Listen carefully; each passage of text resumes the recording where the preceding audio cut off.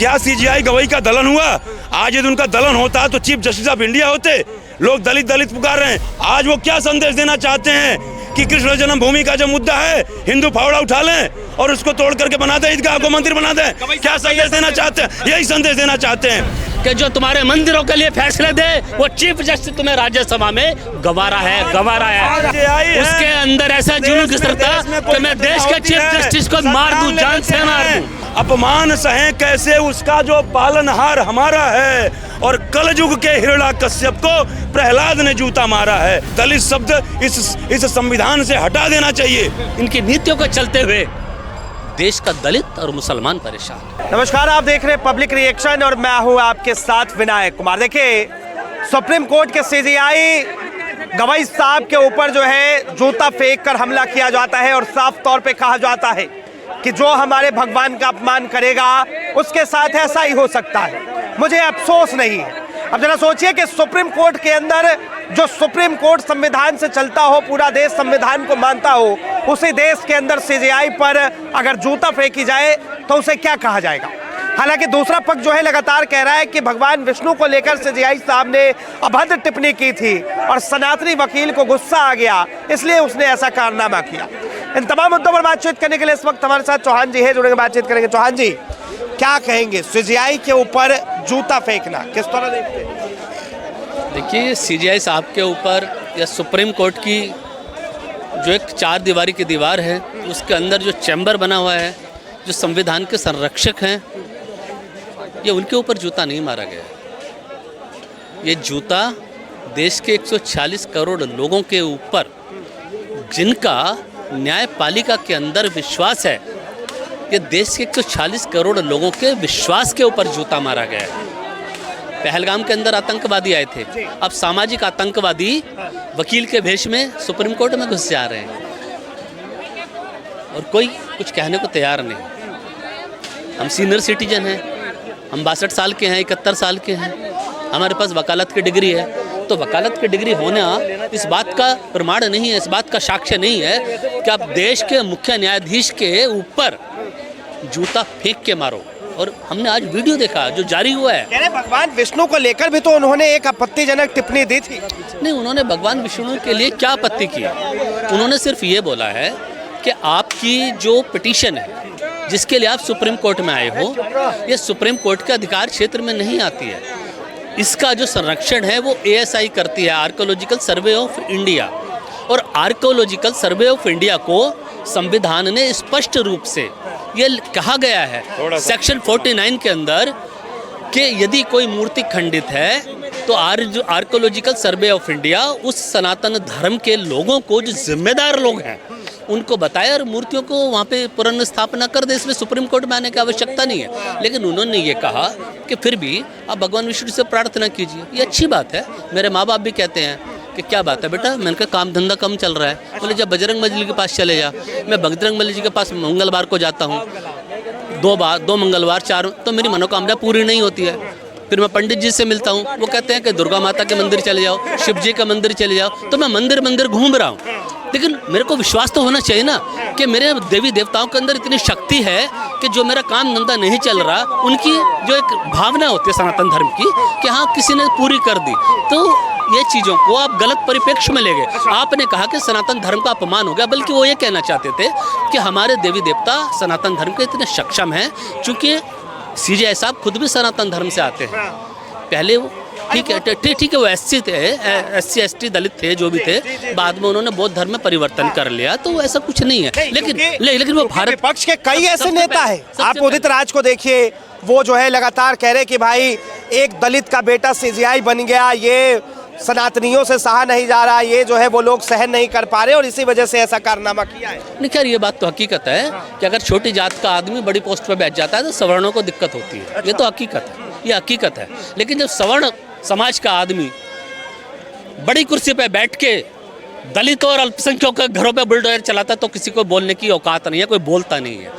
लोग कहते हैं देश के अंदर हिंदू परेशान है, और मैं ये कहता हूँ कि देश के अंदर न हिंदू परेशान है न हिंदुस्तान परेशान है। हकीकत यह है कि वर्तमान सरकार के चाल चलन चरित्र के चलते हुए, इनकी नीतियों को चलते हुए देश का दलित और मुसलमान परेशान है। देश का दलित और मुसलमान दोनों परेशान। बिल दोनों परेशान, ये हकीकत है। एक मिनट रुकिए, क्या कहेंगे सीजीआई के ऊपर जिस तरीके से जूता फेंक कर हमला किया गया?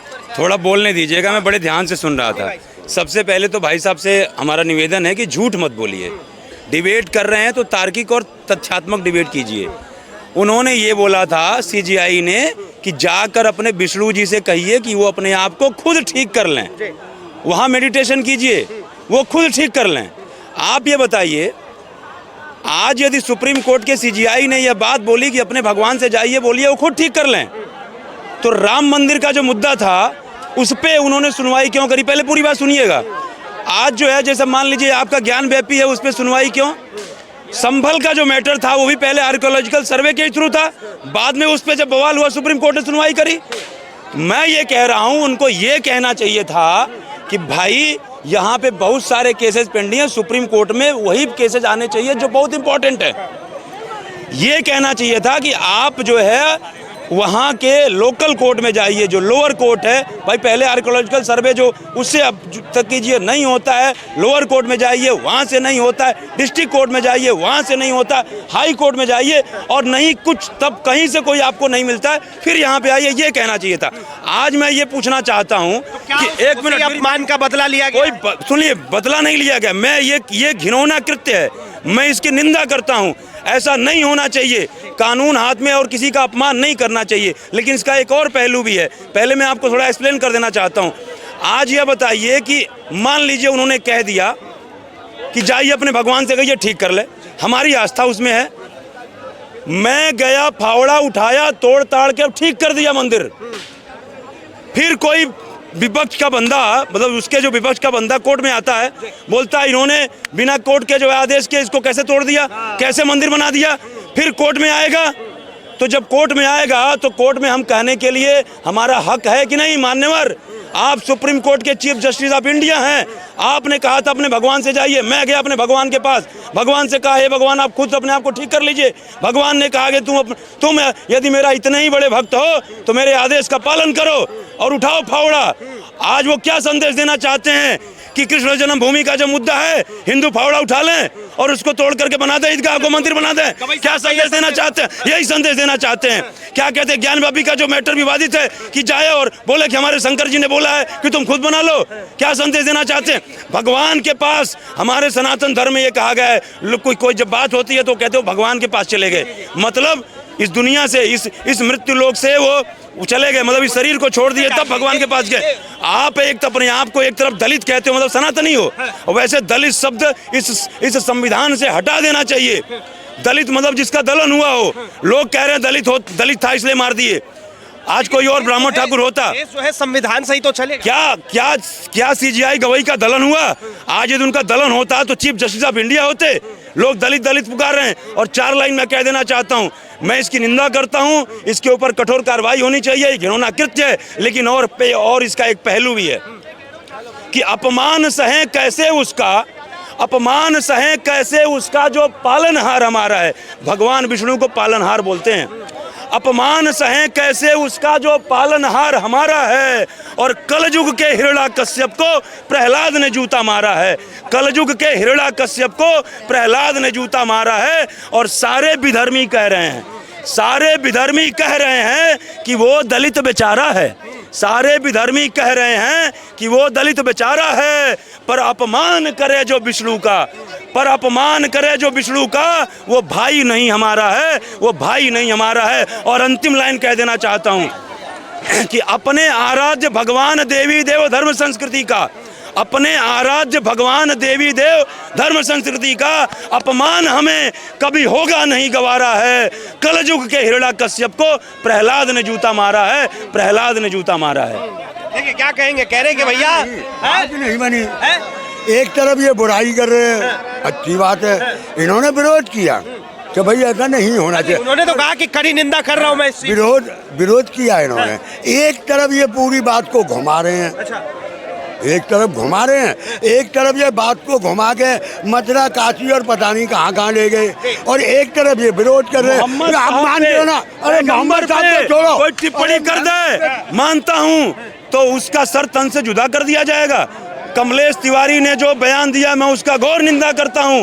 किसी के भी आस्था पे कोई ठेस नहीं पहुंचानी चाहिए उसके ऊपर, लेकिन उन्होंने बोला और सरेआम उनकी हत्या कर दी गई। कन्हैया राजस्थान में एक क्या कहते हैं कोला, उसकी हत्या कर दी गई। क्या कहते हैं यहाँ पे, तो मैं नहीं, हम धर्म की बात नहीं कर रहे। मैंने कहा ये गलत है। मैंने कहा किसी का अपमान करना गलत है, लेकिन मैंने क्या कहा इसका दूसरा पहलू भी है। हम धर्म पे अभी बात नहीं करेंगे। एक मिनट, अगर आप खुल के कहो कि भाई जिसने चीफ जस्टिस को जूता दिखाया मारा है ना, उसे सख्त से सख्त सजा मिलनी चाहिए। कह रहा हूं, उसने टिप्पणी की, जज साहब ने टिप्पणी की वो गलत, और उसने जो किया उसके बदले में वो भी गलत। अगर उसे मुझे कोई फर्क नहीं पड़ता, अरे नहीं, ये ऐसा अगर ऐसे ही माफ करने लगेंगे, कल मैं भाई साहब में जूता मारूंगा, परसों ये तुम में मारेंगे, वो उसमें मारे, तो ये कानून है कि जूताबाजी चल रही है। ये नहीं चलना चाहिए। चाहे कोई भी हो उसे सख्त से सख्त सजा मिलनी चाहिए, जिसे आने वाली पीढ़ी को, आने वाले लोग बागों को याद रखे कि भाई किसी पे ऐसा करना कितना गुनाह, और वो भी एक चीफ जस्टिस के साथ। इतिहास में पहली बार ही हुआ है जो याद ही रखा जाएगा। जो चीफ जस्टिस ऑफ इंडिया, जो चीफ जस्टिस ऑफ इंडिया संविधान के अनुसार फैसले दे, वो भारतीय जनता पार्टी और आरएसएस को नहीं गवारा है। जो राम मंदिर जैसे फैसले दे, वो चीफ जस्टिस ऑफ इंडिया हमारा है और उसको हम राज्यसभा में बिठाएंगे।